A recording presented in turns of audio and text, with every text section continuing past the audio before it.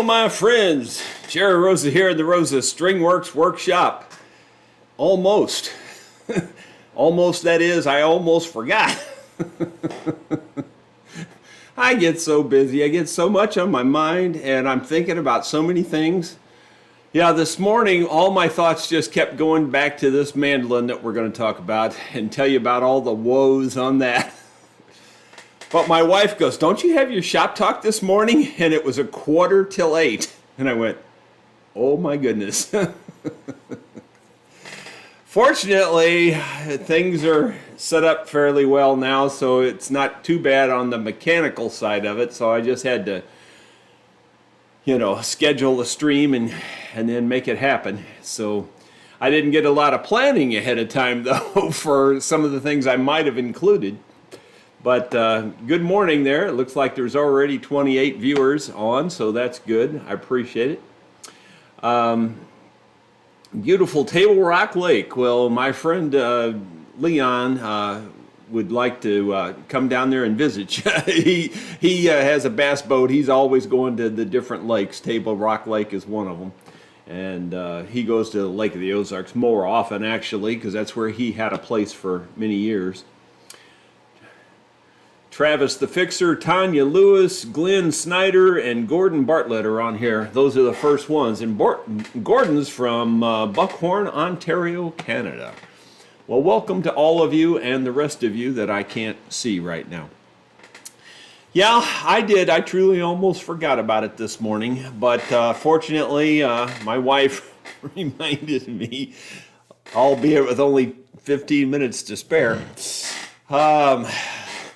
I'm going to, obviously, because of that, I don't have a lot prepared, but I do have quite a bit to talk about on this mandolin. Now, you will see this full mandolin thing and probably a better explanation in the full video when that comes out down the road. But, yeah, if you recall, or maybe you recall that I mentioned that the last thing on the earth I wanted to do was take the neck out of this mandolin because, first of all, just taking a mandolin neck out to begin with is very difficult. It's not guitars are really difficult, but mandolins are exponentially more difficult, in my opinion. So that's the first reason. Second reason is that you never know what, since it had already been taken out once before, you have no idea what the person did that did that work. Did they use any kind of standard procedures? Did they fit it up well? Did they put fasteners in it, etc. and so forth? So you really don't know what you're getting into there.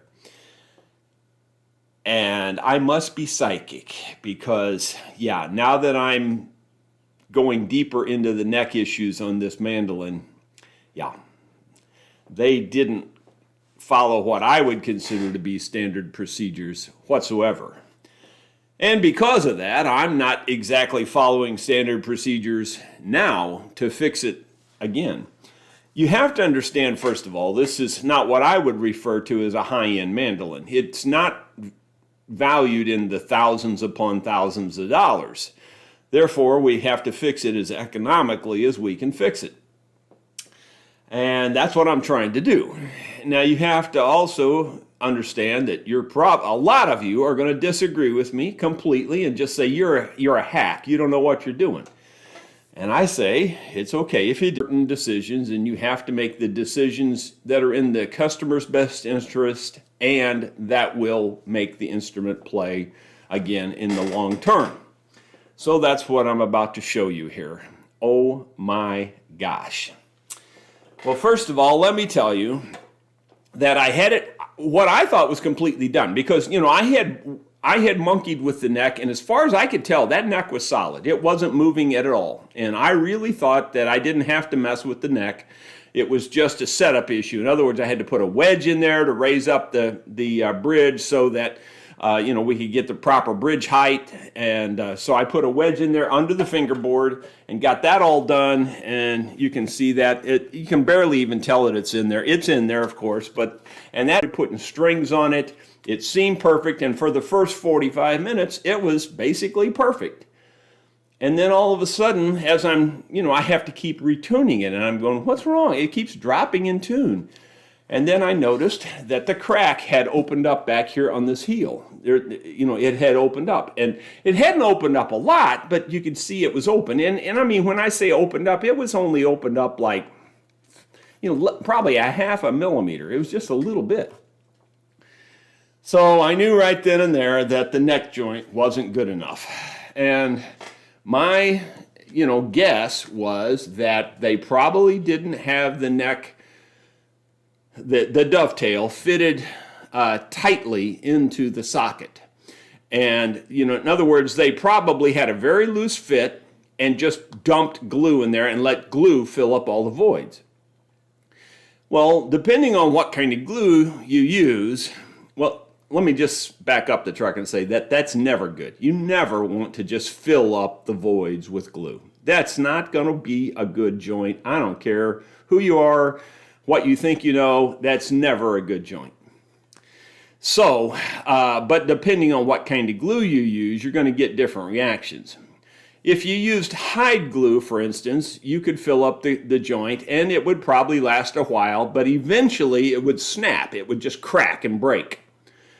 If you use tight bond, it would fill up the void, of course, and it would hold a while, but eventually it's going to creep. Hide glue will creep when you got thick glue like that. Hide glue doesn't creep. I'm sorry, tight bond doesn't, I'm getting my glues mixed up, sorry. But tight bond doesn't creep if it's a tight joint, but if it's a big wide joint, the glue's going to creep. It's just going to happen. And epoxy might hold for a while if you did that, but eventually if you had the right shock, it's going to crack and break also. So the point is, you have to have a tight joint, and you have to have very minimal glue in the joint, or it's never going to be strong. It's just bottom line. You can believe what you want, but I'm telling you, as your best friend, I'm telling you that anytime you're building something, anytime you're repairing something, you want as minimal of a joint as you can have. In other words, if the joint's sloppy, then you need to put shims in there and fill the joint up with wood and have very minimal glue. Okay, they didn't do that. They left this joint sloppy. Not only did they leave the joint sloppy and fill it up with glue, take a look at this. Oh my gosh.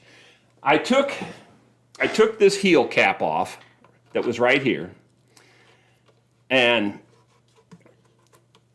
so I thought, well, I'll pop that off and take a look at it and see if I can see anything. Well, instantly I could see something. But before I show you again, I'm sorry to keep delaying, but there's another thing I want to be sure I mention before I get into this too far.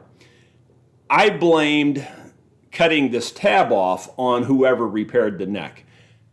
Even though they didn't do it very well, they didn't do that.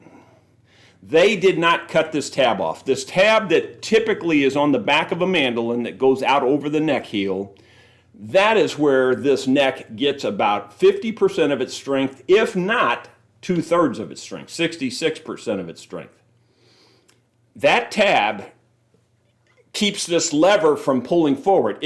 That tab being hooked to the body, being glued to the heel, keeps this neck from pulling forward. It's really important. I mean, on a mandolin, on a violin, it's probably the single most important thing in terms of strength for keeping the neck from pulling up.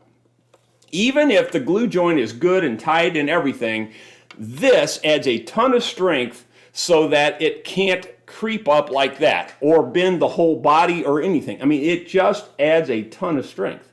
And I have a video somewhere, and I know my super fan Eddie already addressed an email to us. I saw it flash up on my screen, but I didn't read it, so I'm sorry, Eddie. I don't know I said Eddie will probably know which video that I repaired that heel on a violin. I did this years and years ago, and I did it on video.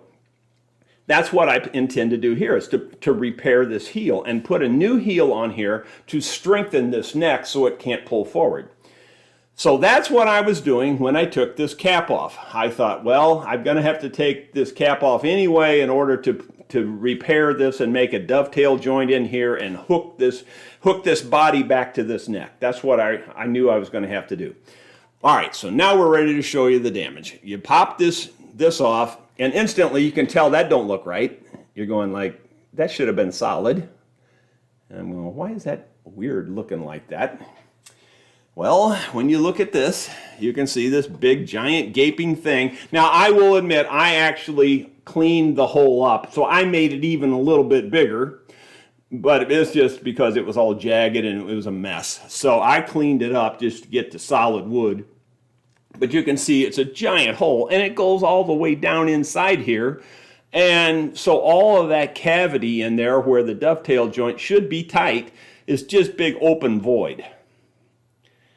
That ain't never going to hold on a mandolin because there's 8 strings pulling hard. So what did I do? Well, you know me, I don't really like epoxy, but epoxy is about the best thing you can put in an open void. Again, this is not worth taking it completely apart and doing all that. We'd be into thousands of dollars. We're into an hour or two doing it this other way. So I took this 2-part epoxy, which was not the best choice in terms of epoxy because this is a slow cure epoxy. I should have used a fast cure epoxy. I didn't really know this was a slow cure. I know you probably think, well, why didn't you know that? Well, I just didn't. It's been sitting on the shelf for a while, and I thought I had used it once before, and I know I did, and it seemed fast enough cure to me at that time, so I thought, well, I'll just use it on this. It'll work. So that was my fault. I screwed up. But anyway, it's a slow cure epoxy. This takes like 32 hours to dry and 72 hours to cure. However, having said that, that's actually better in one way in that it's a stronger type epoxy. When it takes a longer time to cure, any glue or anything that takes a longer time to cure generally is stronger. Okay, so having said that, it's good and bad. But the bad part of that is, and I didn't know this either, there were holes everywhere in this. It poured in and poured out. Now, at first, it didn't. It held for a while, and I thought, well, okay, that's going to work. I just filled the gap up with 2-part epoxy. And you might say, well, that ain't never going to hold. Well, I agree with you. It really wouldn't. But, you know, I'm actually going to dovetail out in here, and I'm going to slip a piece of wood in here and have that dovetail cover this whole length of this tail where I can glue it all the way around here really good and tight. And that dovetail can't pull out of this body then. And I'm going to make sure the grain runs the proper way, and I'm going to make sure I'm using a strong wood like maple, which is very strong on a tensile strength type basis.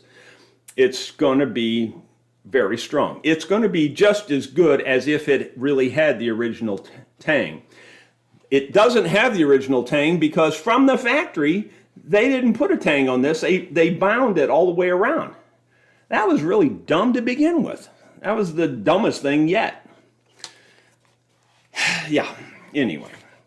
And some of you may say, well, you know, my mandolin don't have a tang and it's fine. Well, it probably will be fine for a long time, but it doesn't take a lot. Like, for instance, if this were to fall, like if a mandolin without that tang would happen to, maybe had it leaning up on a chair and it fell over like that, that's enough shock with 8 strings on it to break that joint right there, especially when you don't have the tang. With the tang, it adds tons more strength. So any abrupt shock will cause that to pop with that 8-string tension. And that's probably what happened to this. At some point, it probably got bumped hard, and then it went in the toilet from there. And what I think happened here, and I'm only guessing because I don't really know. What I think happened here is that they popped this whole back off, I can tell that, and they popped this tang off. And then I think they used that and drilled down through here to try to open it up so they could get the neck out, is what I'm thinking they did. I really don't know that for sure, but they made a mess in here. Then later, and I'm still pulling this stuff out, and this stuff is stuck to the epoxy, by the way, because I crammed all this in here, and I put all this tape on here to keep the epoxy inside the joint because it kept flowing out. It was just a circle, just a mess, man. What people would typically call a cluster, you know what? It was a mess. Anyway. That's a little stuck there. I'm going to have to do some digging to get that out. But the epoxy overnight has more or less filled the void. I did have it perfectly level when I worked on that for about an hour and, trying to keep the epoxy in there. And then it seemed like it was stable and it was holding flat. And I knew because of my luck, it wasn't going to be stable and flat today when I came back in the shop. And sure enough, it sunk down in there and it ran out. Yeah, I knew that was going to happen. But now I think it's sealed up enough and everything that I could go ahead and fill the rest of this with some more of this epoxy and it'll, hold. I really do think that even with all of this crud that's happened on this, I really still think it's going to be strong enough when I get done by putting this tab in here and putting this back on here. I really do believe that it'll be strong enough to hold the neck. You might say, well, you need to take it back out if it was loose. It really wasn't what you call loose. It was the glue creeping. It wasn't loose. Like you couldn't make it move. It was, but 8 strings pulling, could make it creep. And that's all it did. It just barely creeped. So I hope that makes sense to you. I hope you can understand where I'm coming from here. And I hope you can see that I'm trying to do the economical quick fix, yet it'll still be plenty strong when I'm done. Now, I am 99% sure it'll hold. I mean, that's about as sure as you can be. So I hope I explained that well enough. They really did make a mess. But I think I started to tell you, or I did tell you, that they did put a screw through here at an angle into the heel. So they put a screw down through the neck block into the heel also. You won't be able to see the screw on camera, but you can see, if you're in person, you can see the top or just the edge of the threads of the screw going through there. Yeah, it was a disaster waiting to happen.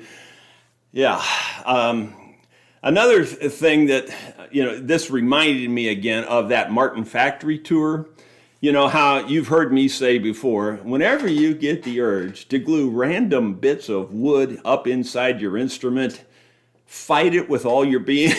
Well, in the Martin factory tour, that guy almost said the same kind of thing. He said, yeah, we see everything glued up inside these instruments. We've had this and that. And he started naming off a whole bunch of things. And trust me, I could match him 100%. Well, in that same vein, don't put metal fasteners in your instruments. I mean, it's in there, and I'm not going to take it out now because that would just create as many problems as it fixes. So I'm not going to take it out. But don't put metal fasteners in your instruments. I don't care what your problem is. Don't put metal fasteners in your instruments. Don't put screws. Don't put nails. Just don't do it. If that's where you're at and that's the only way you can see to fix it, bring it to me and I'll fix it for you as economically as I can without that. That's all I can tell you. Just don't do it. Fight the urge. It never is a good thing. It always causes more trouble than it fixes. The screws, you could argue that you could make the screw hold, and in some cases, a screw could hold. I'll admit that. But oftentimes, the screw isn't put in properly, and the hole's not big enough, and when you put the screw in, it splits the wood. It cracks the wood. Or a nail, for sure, cracks the wood. So, yeah, just avoid it. Now, you have seen me, by the way, and I know somebody's going to point it out because of that. So I'm going to tell you, you have seen me drive the little tiny brad wire nails in here to locate the fingerboard. And yeah, that's the only acceptable. That's an old school common practice. It's been done for decades and millennia, actually, probably. So anyway, yeah, there you go. I think I'm done. I think my rant's over on that thing. Boy, that it's just, yeah. I see. Why do I always get those kind? I don't know, but it seems like I always do. I see some question marks, so I'm going to start looking for questions here. What are your thoughts on putting a bolt on the neck? Yeah, well, you kind of already heard it. I don't think you should ever put metal fasteners in there. I really believe, and I mean, I'm like 99% sure. Now, yeah, I would even be 100% sure had they not knocked out this big hole here. If I had a full flat surface to glue to, I'd be 100% sure that putting that tab on there will keep this neck in place. Now I've only got the rim to glue to. I am going to try to fill, well, actually, I was just going to fill it with epoxy and let the glue stick to the epoxy also. I mean, that'll help a little bit. I would rather have wood, but because I'm having to pour that whole thing full of epoxy anyway, and I mean, the epoxy is going way down in there. It's not like it's just in that little top section. It's going all the way through. Yeah, but I would be 100% sure had that have a solid thing, that what I'm going to do is going to hold, and a bolt wouldn't do any better, and it would look horrible. So, and by the way, when I get done with this, I mean, you'll be able to tell it if you get down and look real close, but it's not going to be noticeable from across the room, I don't think, assuming I can match the color reasonably well. Now, I went and asked my wife what color that was yesterday, because I thought it was black, but it's just a dark brown. So, you know, as long as I know what color it is, I can sort of make it match. Because I can read the label on the bottle. It's horrible. It's just, now you understand why I say it's not easy being me. At least I hope you do. Yeah, no, don't put bolts on anything. Don't put screws on anything. Don't put nails on anything. Except for that one exception, like for just using it as a locating pin or something. Or even on these pick guards, they use the two little metal pins that project in there to kind of locate it. But you know, you do screw on pick guards and you do screw on things like that, so that's not the same kind of issue. Okay, moving on. Is there another question? Rick says, "Hi Jerry, my new Mandolin bridge saddle is slightly leaning forward on the treble side, and I find it quite daunting to adjust it, especially under full tension. Any advice?" Well, you're right, Rick. It is daunting, and it's daunting for me. I mean, I know how easily, although I've never done it, I know I know how easily you can flip the whole thing over and it'll come crashing down. I've never done that though. But honestly, you just have to be very careful about it. You have to. The way I do it is I have like these two fingers down around the base of the mandolin, and I have and I take my front fingers or whatever. I just get a good grip on the whole thing is really what it boils down to, and I just rock it back very slowly. And it's not easy to do, but mandolin players have to learn how to do that because it's always going to happen. It's always, the strings, as you tighten them and as you retune and everything, it's just a slow and steady creep forward. And the strings are pulling on the top of the bridge, so the top of the bridge is what's moving. It's not the whole bridge, it's just the top of the bridge. So you have to learn, so it's the saddle, in other words. So you have to learn how to pull and adjust that saddle backwards. Now, the only other way you could do it, which would be a little safer, but it's just cumbersome as heck, is you could loosen all the strings a little bit, move it back past where it needs to be a little, just a little bit, and then tighten it back up, and you'll come out about in the middle. But Yeah, that's not good either. So I don't recommend that method. I do recommend you just have to learn how to do it and move it. And it ain't easy. It ain't easy at all. And you want to have a very firm grip on it. That's the only thing I can tell you. You don't want to, because it's such a delicate operation, you don't want to treat it delicate. You want to treat it kind of firm, and you just want to and have a good, strong grip. That's the only thing I can tell you. It just kind of is what it is. It's just something you have to learn how to do if you're a mandolin player, because you're going to have to do it eventually. And even most violin players, I would think, have learned how to do that, keep their bridge up, because violins do the very same thing. And if you don't, what happens on a violin, especially because it's so thin, they creep forward like this, and then they start to curl down, because now it's at an uneven pressure and it's pulling down, and it'll curl your bridge. And the same thing kind of happens with a mandolin too. It eventually takes that shape, and if the longer you let it go without fixing it, the harder it is to fix it later and keep it fixed. So I try to stay after mine. I keep it straight up and down all the time. Plus, I always sand the feet where it's just slightly, and I mean very slightly, not 10 degrees, just a little bit backwards of perpendicular. That helps a lot. So you can sand the feet like that too, if that'll help you. Jeff Puris, have you ever had a neck joint x-rayed to see what problem may be inside? Most animal hospitals have the equipment.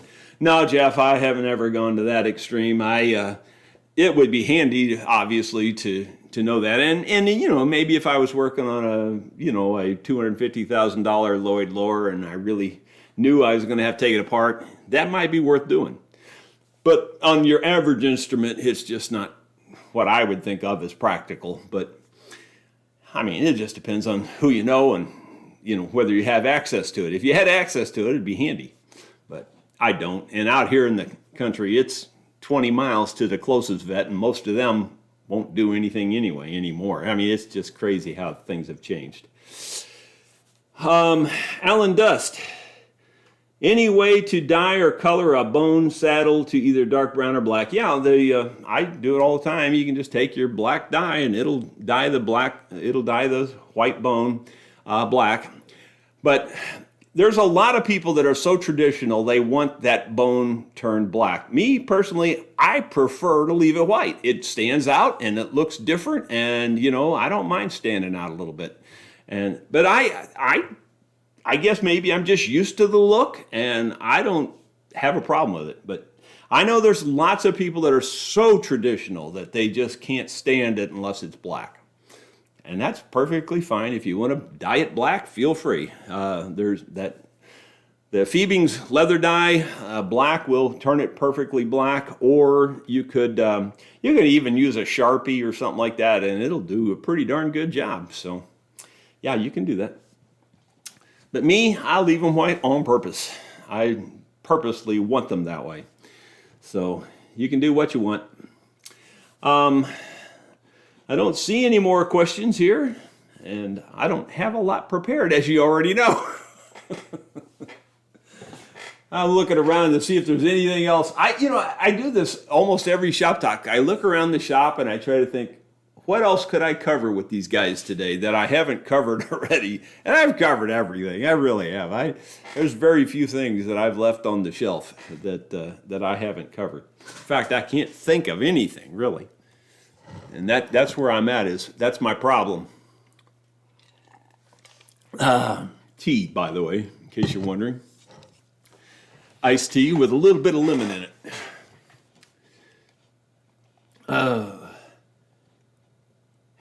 Have a great day from Crystal River, Florida. Well, thank you, Chuck.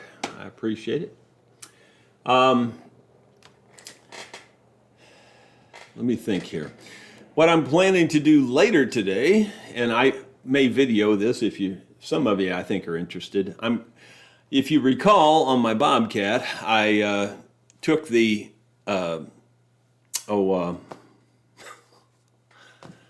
I can't even think what you call it now. The backhoe attachment for my Bobcat was made for a smaller Bobcat, and when I got this bigger Bobcat, I called Bobcat and I asked them, I said, can I adapt that backhoe somehow to fit this 300? No, it's not possible. You can't do it. It's impossible. We don't recommend it. No, it would be a safety issue, etc. and so forth. Well, as you know, I already put out a video on that and I showed how I adapted the backhoe to fit my Bobcat. So today I may actually take that backhoe up on the hill and dig out some stumps on a food plot area that I want to clean up. So I may videotape some of that too, showing how that works. Bruce Ducker says, have you sent the Gibson back? No, actually the guy's coming to pick it up. It's sitting on the floor right behind us here. So it's still here, but he is supposed to be here. And maybe it's today. I need to look on the calendar, to be honest with you. As you know, I'm already a little behind the ball on what's going on today. Mike Collins just makes a note here. I have a cheap mandolin and the bridge is down all the way. What's the best way to carve it down? By the way, please try to put question marks in front of your question because otherwise I may not see it. What's the best way to carve it down? Well, yeah, if it needs a lot, I've done it. I'm not kidding you. I've done it. I couldn't even tell you how many ways. Now, the thing you have to be careful about a mandolin bridge when you're cutting it down is that these posts go through pretty far. Sometimes they go through almost to the bottom. So you have to remember that. You have to know that ahead of time. But what I've actually marked it, what I think is the right marking, and by the way, what I do to mark it is I'll lay it on here like so. I'll lay it on here like this, and then I take a pencil, and I try to keep my pencil at the same angle, height, you know, so that the pencil lead stays relative to the top, and I'll just go along there and mark it like that with a pencil lead. That gives you the pretty close contour to the top. And then if it's a lot, and sometimes it is, I'll actually take it to my bandsaw and lay it flat like this and just come up to the pencil mark. I don't try to cut the pencil mark away. I just try to come up and bump the bottom, the edge of the pencil mark. Then I'll take it over to like my spindle sander and maybe clean up that and get it all the way to my mark. And then finally, of course, you've seen me many times take the sandpaper and lay it on here, and then I go this way. I do not go this way. The reason I don't go this way is partly because of what we've already talked about. They always like to lean forward. When you go this way, most of the time, whether you realize it or not, you're rocking it a little bit. And when you rock it like that, you're rounding it off on the front and the back. And when you do that, that just makes it want to lean even more. That's why I sand it this way. That keeps it perfectly flat. Not only that, but when you sand it this way, you can also feel the pressure on it and you can lean it backwards just a tiny bit. And again, I really want to stress that it's only a tiny, tiny amount. It's almost like if you can see it, it's too much. You just want to put the pressure on the back side of it as you're sanding it. That'll give it just enough to keep it from wanting to walk forward. So that's my tips on that. I hope that helps you. Gordon Bartlett, why isn't the tab used on guitars? Well, Gordon, that's a really good question, and it is used on some, by the way, but on most guitars, you've got such a long joint that it kind of replaces the need for the tab. The longer the joint is, you've got more leverage. On a mandolin or a violin, you've got this much length. That's not much when you got 8 strings pulling on it. That's the whole difference. But the question's an excellent question.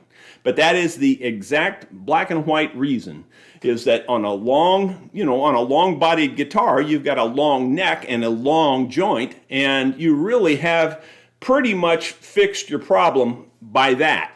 Now, if it's a shorter bodied guitar, then I would recommend having a tab there. It will make a huge difference.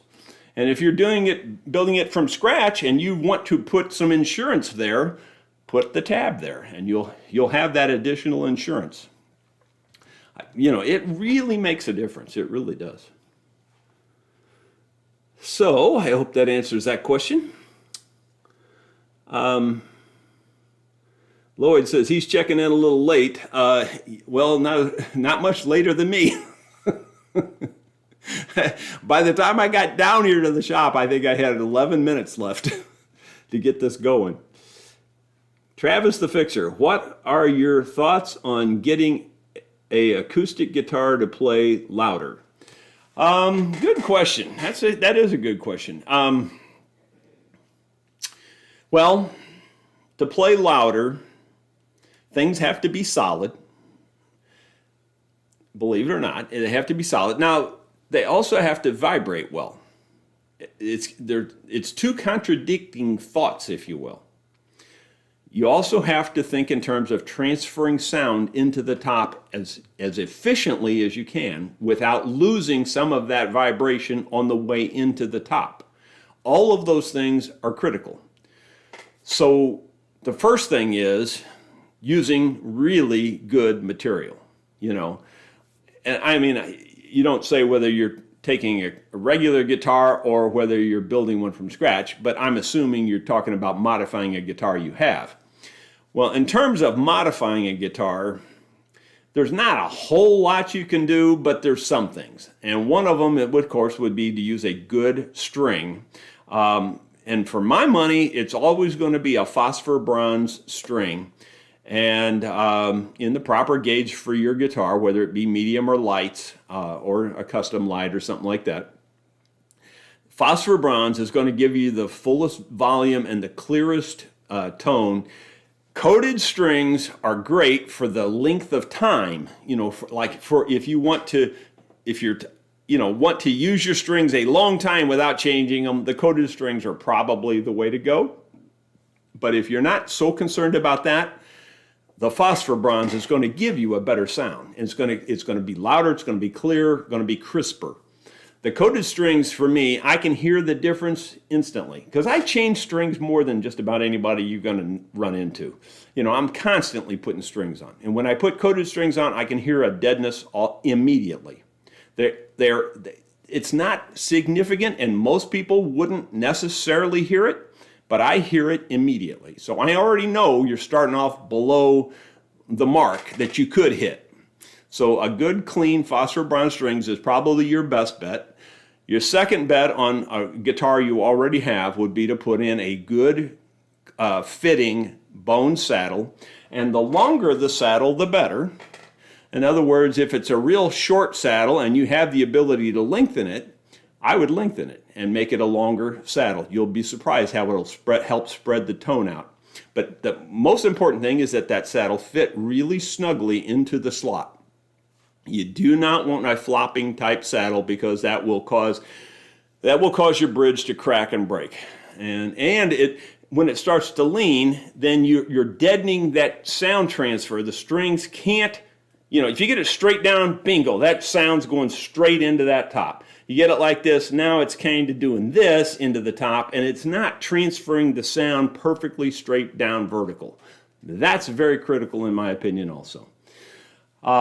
And then if you're building them from scratch, of course, well then, an ebony bridge or a good rosewood bridge or a really good hard wood that has a good tone to the wood is the way to go on your bridge. Ebony is probably the gold standard, if you will, but a good rosewood bridge is very good too. So anything like that is fine. The bridge plate on the inside, as you already know, in my opinion, is the most overlooked and the most underrated and the most abused thing that guitar makers do. Martin has seen the light, and they're using a lot of rosewood now for their bridge plates, and they're using, hardwoods. And I know they've done that for a long time, don't get me wrong.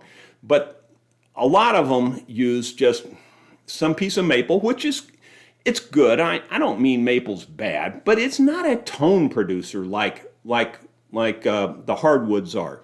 Now, I mean, I know maples are hardwood, I know that. But the point is, and you say, well, they use it on the best violins in the world, and they use it on the best mandolins, maple. And so it should be good for a guitar. No, it's not. It's a different technology. the difference on a violin, you've got that long bowing action, and it keeps that whole body vibrating the whole time, and it sends that vibration into that maple. That's a different thing, and it's blending that sound. On a mandolin, maple's really hard, and it bounces the sound out, so it's perfectly fine for a mandolin, because that's what you're after. You're not after so much the vibration. I mean, you are to some degree. It depends on the kind of music you're playing, etc. But my point is, on a guitar especially, you want a good, crisp, sound-producing bridge plate. I mean, that's the most critical place on your guitar. Why wouldn't you want that? I mean, like, instead of me defending it, you tell me why you wouldn't want that. I mean, it just makes sense. It's just common sense sometimes is all you need. So you want the best tone-producing thing you can put in your bridge plate, period. That's not the place to skimp and put a piece of plywood or put some, piece of... Maple's better than a lot of choices, don't get me wrong, but it's not as good as you could choose. Okay, all right, so those are the things. I mean, when you're really talking about volume and sound, it's all right at your bridge. And that's kind of true on everything. It's kind of true on your violins and the way that you put your sound post in there and the way you cut your bridge and all of that. So everything's really important right there. People get hung up, and I honestly, I don't mean it's funny, but I almost think it's comical to some degree, kind of comical in the sad way, that people want to spend all their time and money up there on the nut. And I'm going to put a bone nut, or I'm going to put an ivory nut, or I'm going to put a pearl nut. It's just looks. It's just cosmetics. It doesn't affect your sound very much at all. Does it affect it any? Yeah, it affects it some. But we're talking minor percentages compared to back at your bridge. Back at your bridge, you're talking 80, 90%. Up here, you're talking 3, 4, 5% max. And honestly, I wouldn't even give it 5% that it would affect it that much up at your nut. And then common sense again will tell you that your nut's only in play when it's an open string. So it's only going to have an effect when you're playing an open string. If you're playing a closed string, your nut's out of the picture. It's not doing anything anyway. So don't spend your money up at the nut. The only time you spend your money on the nut is when the nut needs to be fixed so that you can play it. I mean, if it's screwed up or you're hearing a buzz or something, it can buzz inside your nut. Just take all that and just use the common sense with it, and I hope that will make sense for you. It's not rocket science. It's pretty darn black and white, if you ask me. I hope that makes sense to you. Why are Martin guitars' actions so high in comparison to other makers? Well, see, that, in my opinion, there's a lot of myths out there about Martin guitars. And their action might be a bit higher, but, again, a lot of them are played in bluegrass. So in bluegrass players do actually prefer their action just a little bit higher. But there's a lot of myths out there that you can't set a Martin up as well as you can set up the other guitars. And that's just total hogwash baloney. It's just absolutely baloney. Jim Whitsitt, that was here week before last, I guess, or my time gets away from me. He was here last week, I guess. It's just that this is a full week too. So anyway, he was from Texas. He came here and he brought his Martin, and he had setup issues with it. And he sat here and watched me do it, and I showed him why. I showed him every single thing I did and why I did it, and I showed him the before and the after. And he was absolutely blown away, floored that you could change an instrument that much. And he said he has never had any guitar, and he's got other guitars, a lot of guitars, in fact. He started telling me how many, and I don't remember, but he's got a lot of guitars. He said he's never had any guitar play like that Martin plays. So, it's just hogwash that you can't set up a Martin like you can set up the others. If you know what you're doing, you can set up any guitar as good as you can set up any guitar, period. Just black and white. Now, let me back up the truck and just give the caveats. The caveats are the neck has to be about right, the bridge has to be about right, the bracing has to be about right. In other words, there can't be problems. If there's problems, you got to fix the problems. But all things being equal, any guitar can be set up as good as any guitar, period. End of discussion. You can disagree with me if you want. I can't force you to be right. I hope everybody understands. I'm being a little silly with a lot of this, but anyway. Okay, so that's the only thing I can tell you about the Martins is that, yeah, they do probably come a little bit higher perhaps, but you can set them any way you want to set them. Gary Savolt says, good morning, Jerry. What would cause bridge to split across the pinholes? We'll have to replace the bridge. Yeah. Okay, well, Gary, I have a Martin that my buddy Leon brought me this past Tuesday, was it? I think it was. Yeah, he came in on Tuesday. Hey, and I think I already put that in my blog. And his Martin guitar is split at the pinholes. Well, you know, that usually means there's some kind of problem. Okay, I mean, I guess it could happen naturally. Of course, that's one of your weakest spots.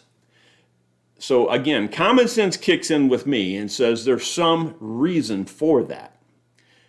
The fact that it's the weakest spot is your first reason, of course. But then again, you think, well, but most guitars don't split there. So why did this one split there?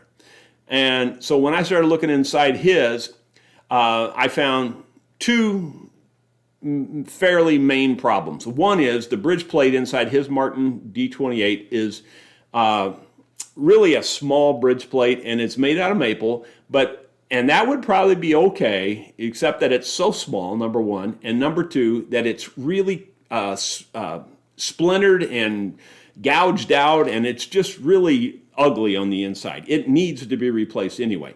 So I'm assuming that his bridge plate had gotten so weak that the top kind of just, kind of pulled, the back of the bridge was still stuck there and the front of the bridge was being pulled forward, and it just cracked it there because of that weak bridge plate. That's what I think it was. But I also found inside his a cracked brace that ran lengthwise at the X brace, which is right in that same suspicious area.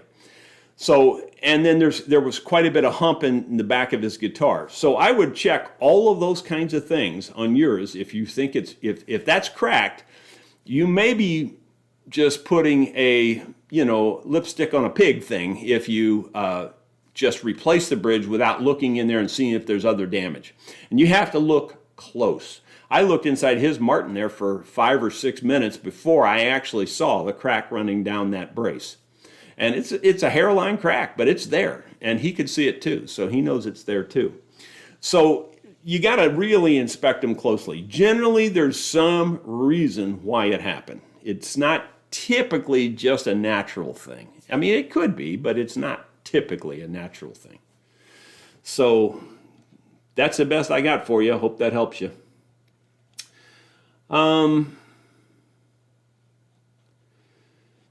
Let's see here. Next, Clyde Lewis has question marks there. It says, good morning, Jerry. About shop organization, do you prefer to put some tools on the wall over putting them on shelves or drawers? Are you constantly reorganizing, or what works better?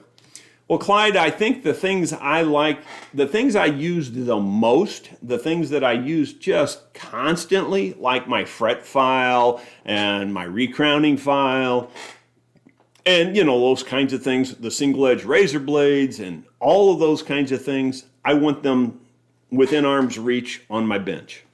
The things that I just use constantly. Even my drill, like I have it hanging right here, so I don't have it in a drawer. I can reach there, get it, and, lots of chisels and tools and things are all within arm's reach. The danger, the only thing that you need to think about there in terms of the danger is dropping them on your instrument. You got to be careful about that. And so every time I reach up to pick up something, I try to think about that. I really do. You may think, oh, you can't possibly think of that every time. And I try to. I really do. I try to think, okay, I'm going to get a hold of this. I'm going to get a hold of it very solidly and pick it up and be careful. I try to think of that every time because you could easily bump it and drop it and then bounce it on top of your instrument. Have I ever done it? Yeah, I'm sure I have in 40 years. I probably have done it once or twice or 2 or 3 times. But, that's your danger of having things within arm's reach. But, then again, I use a combination. I've got a lot of stuff that I use all the time. My Dremel tool is in a drawer here, but that's partly because it's got a big cord and it's just cumbersome. So it's easy to put it in a drawer and kind of get it out of the way. And plus, that's close enough that I'm right here. I can just reach right here and I've got it. I mean, it's not like it's hard for me to get to. So you want the things you use the most as close as possible, and especially if you're doing this as a business. If it's just a casual fun thing, it's not nearly as important how critical all this arrangement is. But it's very critical for me, I think. I think I give a lot of thought about it, and I try to put the stuff on the walls that I use. If it's up on that wall, you can pretty much bet I'm going to use it.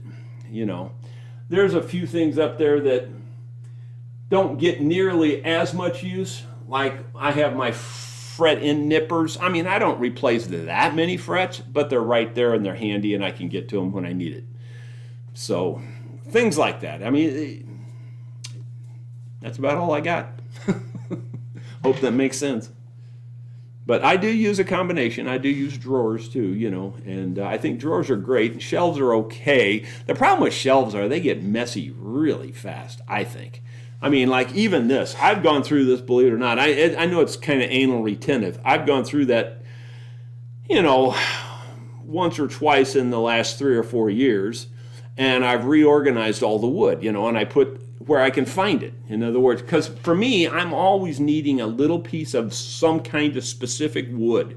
I need a little piece of curly maple or something to fill in a hole, or I need a little piece of walnut, or I need a little piece of padauk or something. So I've got my woods even organized to a certain amount of degree. Not as good as it was a year ago, I'll tell you, because it kind of needs that again. Needs some more straightening up again. But whenever I start to spend too much time looking for something, that's usually when I reorganize it.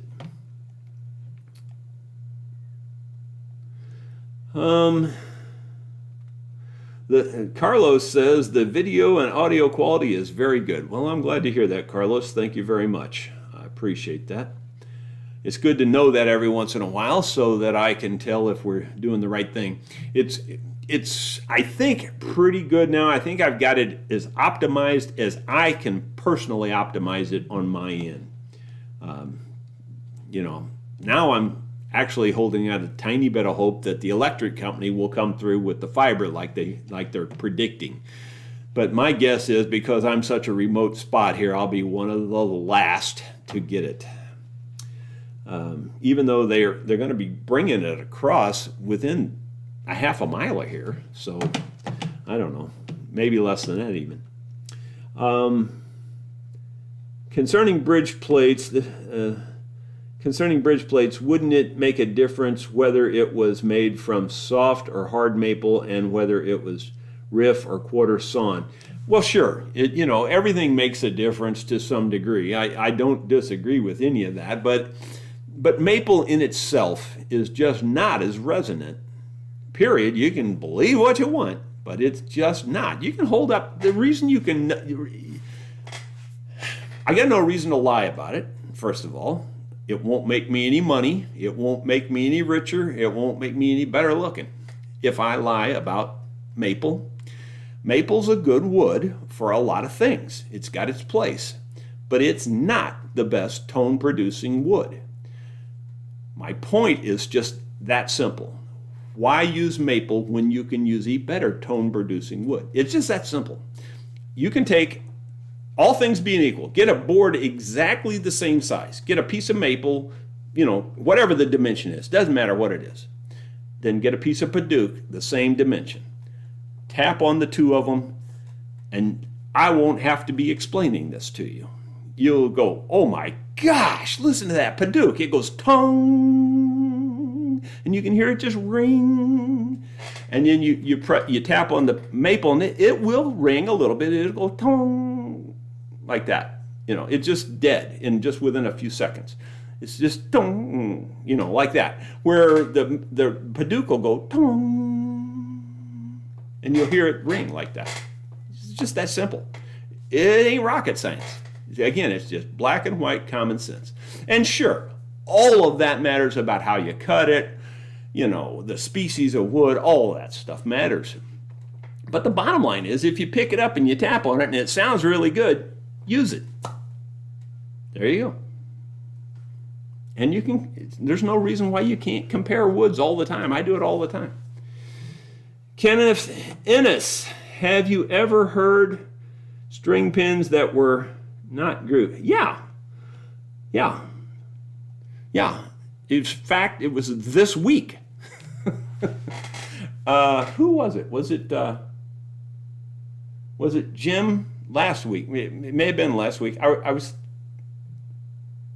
thinking it was Leon, but it wasn't Leon, I don't think. I think it was Jim last week when he was here with his Martin. He wanted new string pins. As a matter of fact, they were Martin string pins. And I don't remember ever seeing Martin string pins that didn't have a groove in them. But these didn't. They didn't have a groove in them. So they wouldn't fit very well. And no, there's no advantage, in my opinion. But again, I'm just looking at it from the common sense standpoint.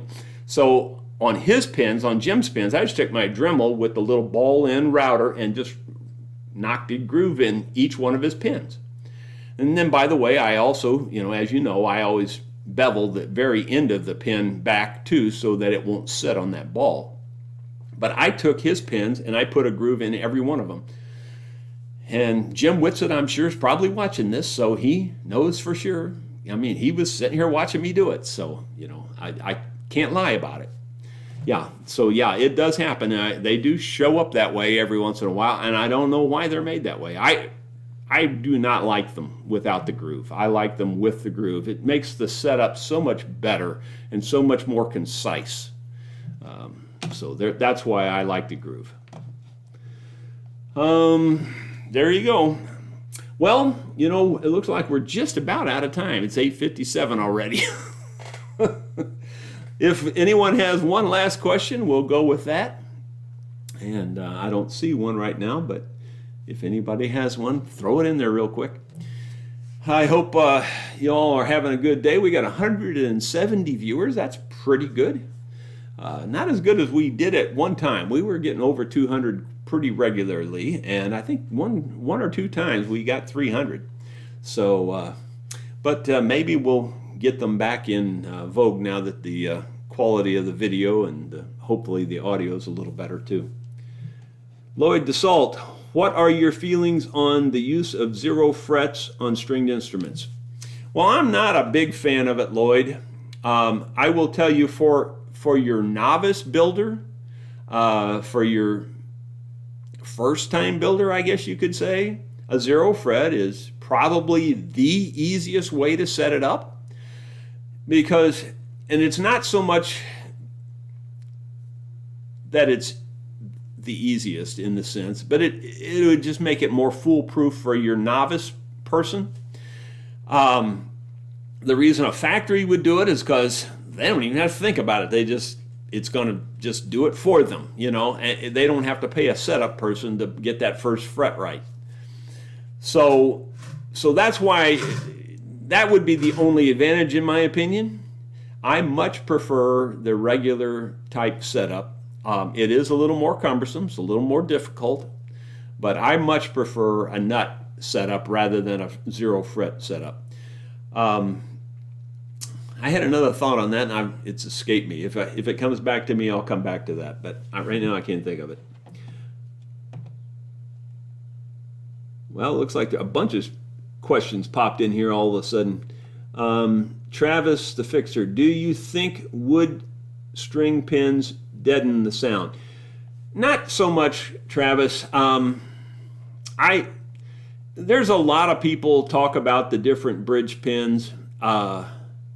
honestly, I can't honestly tell you that I think they make that much difference at all. I feel like I got a pretty darn good ear. And if I put in plastic pins, if I put in wood pins, if I put in metal pins, I don't hear much difference. I know a lot of people claim they do, and maybe I haven't heard the right instrument with the right combination, but I truly don't hear much difference. Again, because the sound is coming down through your saddle. It's got very little to do with those pins. That's my opinion. I'm kind of going to just stick to that. Bill O'Reilly says, "You are a champ." Well, thank you. I guess it depends on how you use that word. Let's see here. I think that's going to do it for today. Matt says, "We need more likes, please." Thank you very much, Matt. I appreciate that. Yeah, again, I'll just close with saying that I really do appreciate it when you click the thumbs up. That does help me. It helps the algorithm. It helps me help you. In other words, that's how these videos get driven in front of more people by more likes and by more subscribes and all those kinds of things. Everything that's positive about these videos ends up driving them out to more people, which means more people will watch them, more people will subscribe. I make more money when that happens. How much do I make per view? Probably a tenth of a penny. But when you get 10 people looking at it, I just made a penny, And that's kind of the truth of it. It takes a lot to make any money on this. Now, and the truth of it is I'm actually making decent money on the videos now. So I want to keep that going. And to be truthful, it's that and my setups and all the work I do here. That's my whole income these days. My retirement is gone. It's gone. I'm not going to sugarcoat it. It's completely gone. We do have some inheritance from our parents, both Sue and I both. But other than that, the retirement is gone. I don't even have any retirement at this point. So this is my living. This is how I pay my bills. So thank you very much for watching, for being so kind to me. Thank you for listening to my rant about this mess, because it is ugly. And you will see a full video series on that and how it turns out. And like I said, I'm 99% sure it's going to turn out okay, but you don't know what you don't know till you know it. And we'll see how that turns out as I get it strung up. Thank you so much. We'll see you probably Monday, if not before.